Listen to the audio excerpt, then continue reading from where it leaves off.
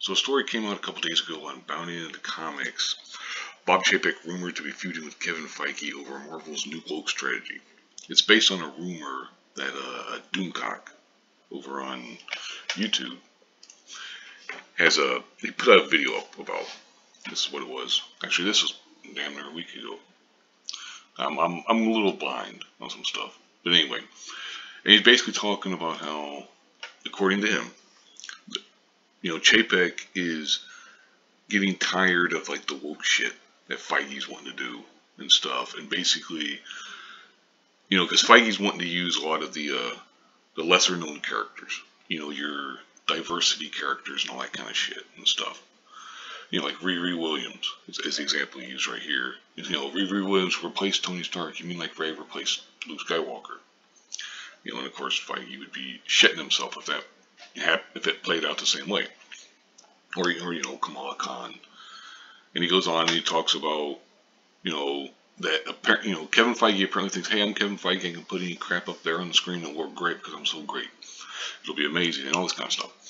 And I think there's some validity to what he's saying, to what Doomcock is saying, but some of it though is also just, in general, Disney's going to start getting sick of this woke stuff because, Shang-Chi didn't do so well at the box office. Eternals isn't doing so well at the box office. There's varying reports. Maybe they've done okay, maybe they've done terribly. I don't really know because it's hard to judge some of this stuff based on like the pandemic and everything and all the bullshit there.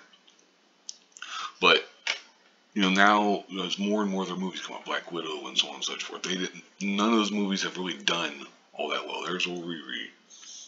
But it's the kind of thing where the only color Disney cares about, they virtue signal and talk about, well, we love diversity, and then they'll take Finn off the poster in China, or they'll say, oh, we love our LGBTQ people, and then they'll cut the scenes from Middle Eastern countries or countries who don't like that kind of stuff, don't approve of it.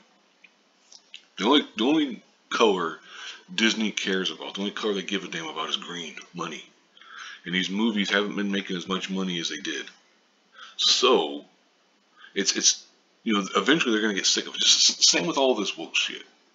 It's all about the money. All these businesses are virtue signaling and stuff, but when it starts hurting their bottom line, that's when they're going to back away from it. Now, I don't know if that's what is happening now, but it's not hard to imagine. Just like with the whole Kathleen Kennedy thing.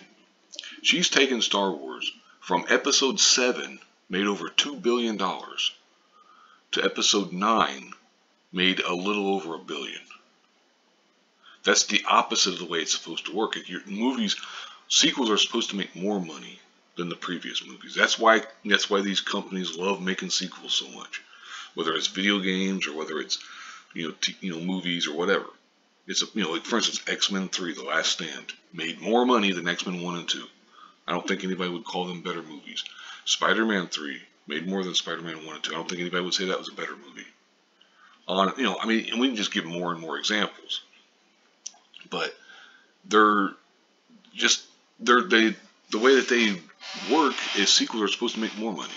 But these are doing the opposite. So Kathleen Kennedy will eventually find her ass out of there. Because Disney's going to say, what the hell's going on here?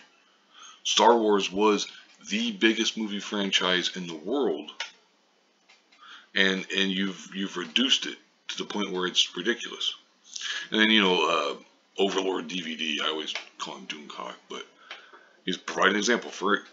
Talking about corroboration for his rumors and stuff. For example, Chapek reportedly doesn't want to see Tony Stark degraded in an Ironheart series like Luke Skywalker was degraded in The Last Jedi in order to artificially boost the status of Riri Williams as a cheap shortcut to popularity. For one reason, it doesn't work, which is exactly right. And for the other reason, it just leaves the original popular hero degraded, damaged, and devalued.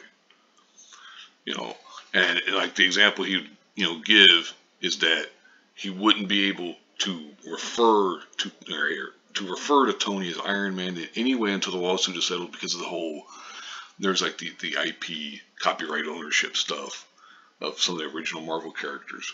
So according to Doomcock, Chapek is using that to basically be like, well, you can't use, You can't use Iron Man to prop up Ironheart. You can't use this character to prop up this character. You can't use the popular characters to give an advantage, so to speak, to the newer characters and have them look like doofuses and so on and so forth, which is a common thing. I mean, hell, I had a friend tell me there was a rumor about that She-Hulk series that's going to be on Disney Plus, which he's actually excited for. I don't know why. I think it sounds boring as shit, but whatever. But one of the rumors is that Mark Ruffalo's going to be in there, and he's going to, obviously he's the Hulk, and that he's going to forget somehow how to use his powers. That's what he said to me, and I'm like, what the hell does that even mean? And that the She-Hulk has to teach him, or has to learn him, has to school him on what it means and all this kind of shit. And it's like, I don't know if that's true. That could just be some, it's supposedly a leak. It could be true. I don't know, but I wouldn't be surprised if it is true, because that's the thing that they use. And it's like Doomcock saying here, well, up here is what he says. But basically, they use for instance, they would use Tony Stark to make Riri look like she's the words he used was the bestest Ironheart ever.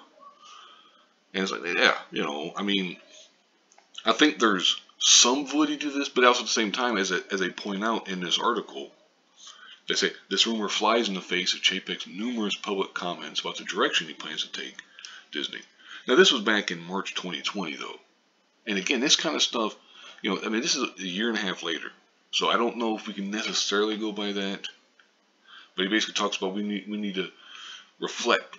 We strongly believe we should reflect in our creative content the diversity we find in our fan base and audience and all that kind of shit.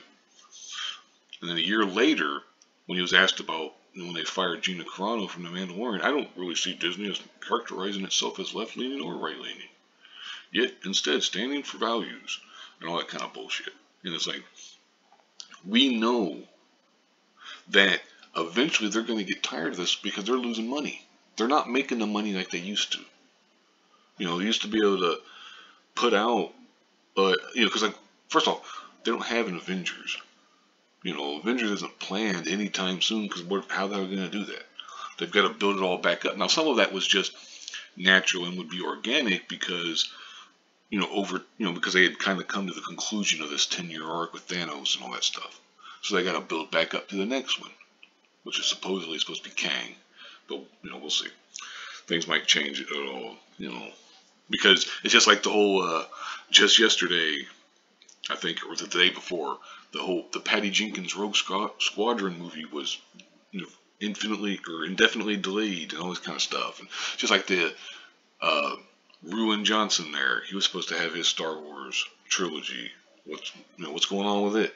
The fucking guys from the Game of Thrones, D&D, I think Wise and whatever the fuck their names are, they were supposed to have some Star Wars shit. And it's like, what's going on with all this stuff?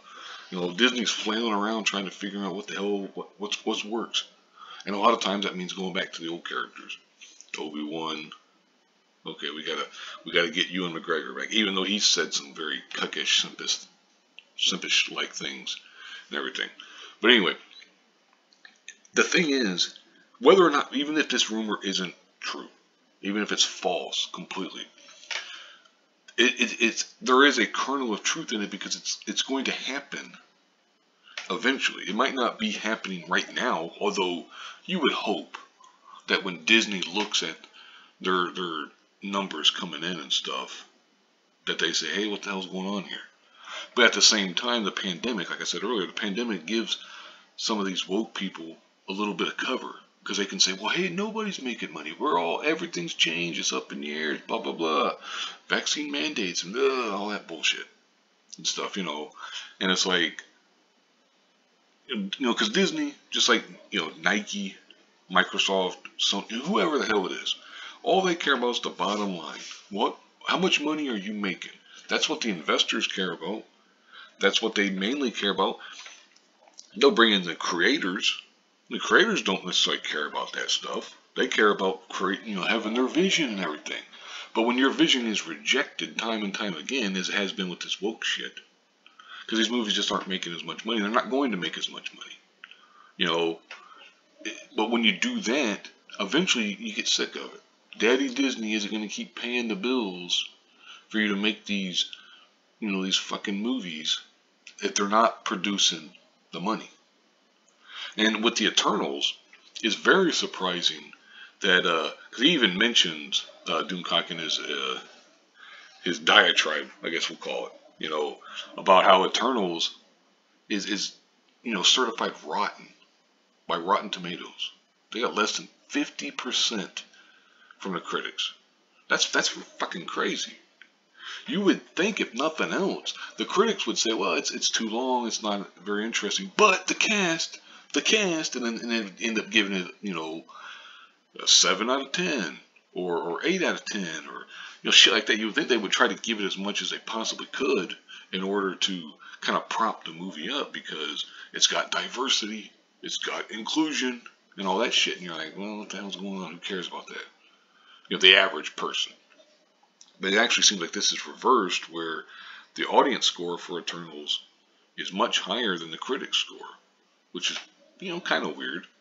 But at the same time, it could be a brigade. You never know with this kind of stuff. But anyway, I just wanted to talk about that, this real quick, because it's like, I don't, honestly, part of me thinks that there's truth in it. But, they're also talking about like the Splash Mountain changes and so on and so forth. But, part of me thinks that there's some truth to it, just because it's like, how much longer can they really go? Like I said, they went from Star Wars Episode 7 making over $2 billion to Episode 9 making barely over $1. That's a precipitous drop. That's a big drop. Every company out there is going to be like, whoa, what in the hell is going on? Because they spend a ton of money promoting these damn things. You can have all the people on YouTube and stuff posting up videos of them watching the trailer and crying. It doesn't matter. It's not translating, though. And the thing is, it's not. I don't even think that like just with Star Wars, real quick. I don't think those characters are necessarily bad. Like, yeah, Rey is she's super powered Rey. She's OP Rey, and all this kind of stuff. But Daisy Ridley was charming enough, at least to me, to make me not hate the character. I might roll my eyes and stuff at her, because it was like, oh my god, oh, she's better than Han at fixing the Millennium Falcon. She's a better pilot. She's this, she's that. She could kick all kinds of ass, even though she's never been really trained with a lightsaber and all that kind of stuff.